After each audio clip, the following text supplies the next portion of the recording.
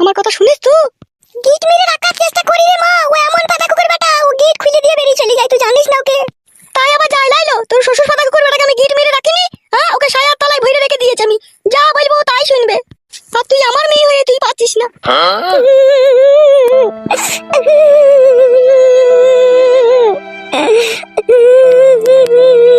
Hello, আবার কাঁদছিস কেন? তুই সে ঠিক বাড়ি চলে আসবে, তুই চুপ কর।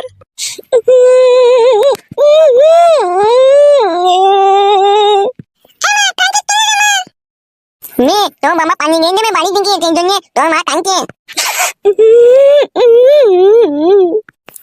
আমার বাবা পানি নেবে, আমার বাবা আইসক্রিম আনতে নিয়ে যাবে।